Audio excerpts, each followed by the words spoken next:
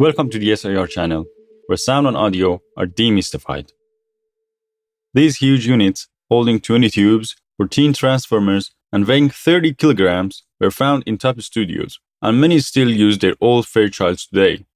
For over 50 years, the Fairchild 670 has shaped some of the most iconic vocal and drum sounds in popular music. Many top mixers even run audio through a 670 just for the warm glow it adds, even when no compression is happening. The Fairchild 670 can act as two separate limiters, or with a quick switch, it becomes a vertical lateral component limiter. Most limiters let short sparks slip through because they react too slowly. The Fairchild 670 can apply full limiting in just 10,000ths of a second. Different types of audio need different release settings. With the right release time, even heavy limiting can sound almost invisible. The Fairchild 670 offers 6 timing options, some of which automatically adjust release time based on how much limiting is happening. Your audio and your taste determine whether to use compression or limiting. The Fairchild 670 can be set to work as a compressor, 2:1 ratio, threshold, 5 dB below normal level, or as a peak limiter, 30:1 ratio, threshold, 10 dB above the normal level, or anywhere in between. It uses high-quality commercial and military-grade parts that run well below their maximum limits, ensuring long and trouble-free operation. One of the Fairchild 670's original purposes was to help with mastering vinyl records. Lateral, side-to-side, and vertical, up and down, describe how a record groove moves, which the stylus turns into electrical audio signals. The Fairchild 670 can control the lateral, and vertical parts of a stereo signal separately. This means the mono, center, and stereo side parts of a mix can be compressed or limited independently. This helps achieve louder records and better use of groove space when cutting vinyl, leading to higher volumes and longer playtimes. It can also be used creatively outside vinyl mastering. In the Fairchild 670, the left plus right some signals go to the lat channel, and the left-right different signals go to the vert channel. The headroom HR knob adjusts the internal reference level of the Fairchild 670. This gives more tonal flexibility and lets you shape distortion and compression behavior separately from the input level. Turning the headroom control counterclockwise increases headroom, allowing the input signal to be pushed higher before compression begins. In dual mono mode, the Fairchild 670 works as two completely separate mono compressors. Each channel, left and right, has its own controls, and the compressors do not affect each other. In dual lateral vertical mode, the Fairchild 670 also works as two independent mono compressors, but this time they control the mid and side parts of the stereo signal separately. The audio is converted to mid-side before compression and converted back afterward, but the two compressors still do not interact. In this mode, the Fairchild 670 acts like a standard stereo compressor. The left channel fits one compressor and the right channel fits the other.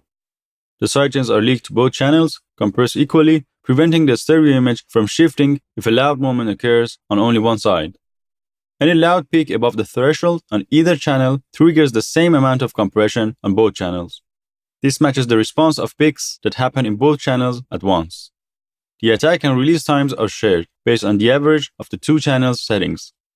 A centered mono peak triggers an attack time roughly half as long as peak that appears on only one channel. In stereo lateral vertical mid-side mode, the two compressors are also linked, so they always apply equal compression, but each compressor receives either the mid, center, or side signal instead of left-right. This usually means that peaks happening in both channels at once will trigger slightly more compression than peaks appearing only on the left or right. Attack and release times are again average between the two channels. This switch turns the Fairchild 670 on or off. The light below the power switch glows when the Fairchild 670 is turned on. There are two VU meters, one for each channel. They can show input level, output level, or gain reduction based on the meter switch setting. This switch selects what the VU meters display: input, output, or gain reduction, GR. The default position is GR. In GR mode, the meters show how much gain reduction each compressor is applying. If the AGC switch is set to left-right, the meters show GR for the left or right channel. If AGC is set to lat-vert, the meters show GR for the mid, top meter, or side, bottom meter. When the meter is set to in or out instead, it shows the level of the input or output signal for the left or right channel. This step gain control always affects the left or right input signal, no matter how the AGC is set. Each step changes the level by about 1 dB. This continuously adjustable knob sets how much compression is applied. Turning it clockwise increases compression because the threshold becomes lower. Compression depends on both the input gain and the threshold controls. If you raise one and lower the other, the amount of compression stays similar, but the distortion will change. The input gain comes before the tubes right after the input transformer. Increasing it sends a stronger signal into the first tube stage, which can raise distortion, which might be good or bad, depending on taste. To reduce distortion while keeping the same compression amount, lower the input gain and raise the threshold. The 6-position switch offers fixed and program-dependent attack and release settings for different types of audio. Positions 1 to 4 get progressively slower, while positions 5 and 6 react based on the signal. These options cover a wide range of timing behaviors. Position 3 is a good starting point for general use. For popular music or speech, faster settings like 1 or 2 may work better. For classical music, a slower setting like 4 is often used. Positions 5 and 6 blend fast and slow release times and are useful when heavy automatic level control is needed. They also help make the compression less noticeable, since they reduce the overall level when the limiter is working constantly.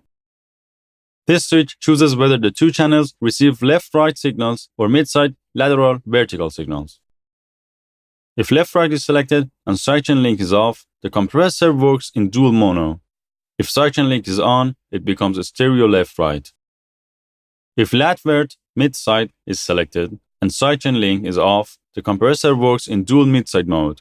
If sidechain link is on, it becomes a stereo mid-side.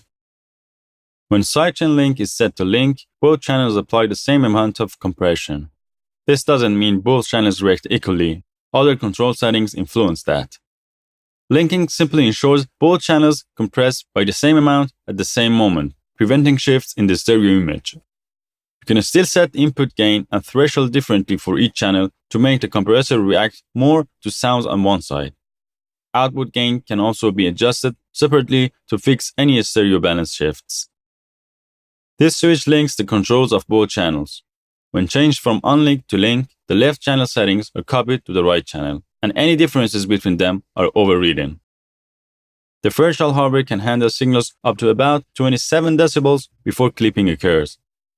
As levels get close to this limit, the unit produces pleasant nonlinearities and musical harmonic distortion. This warm, rich tone at higher levels is a big part of the Fairchild's famous sound. Since analog consoles can output strong signals, engineers often intentionally push the unit to create this colorful character. The headroom HR knob is used when you don't want heavy gain reduction. It adjusts the internal operating level, so the plugin doesn't get driven into compression as easily.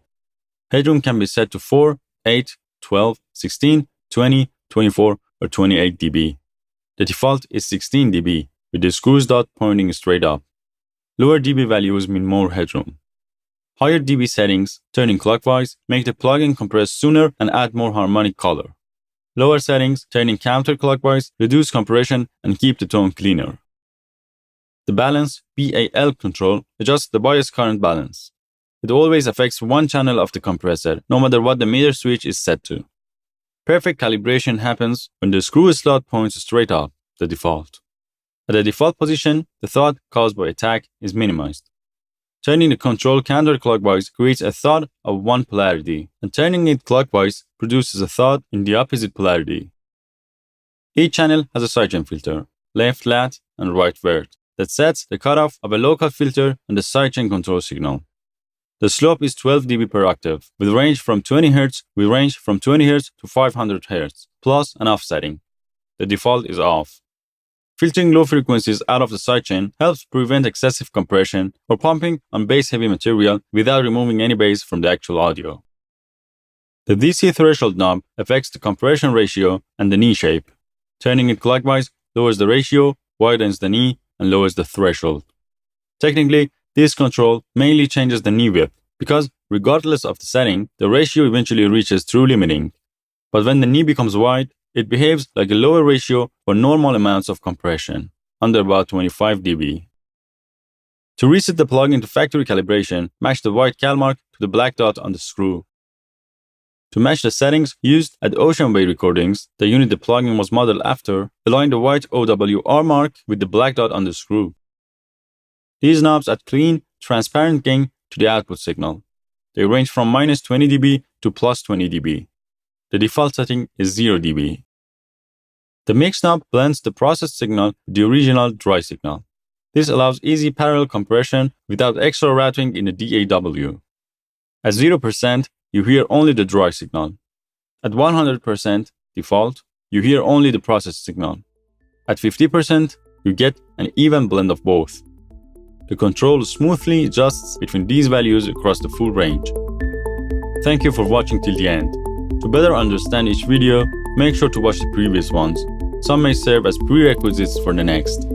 If you have any questions or opinions, feel free to leave a comment. Until next time, subscribe and stay curious.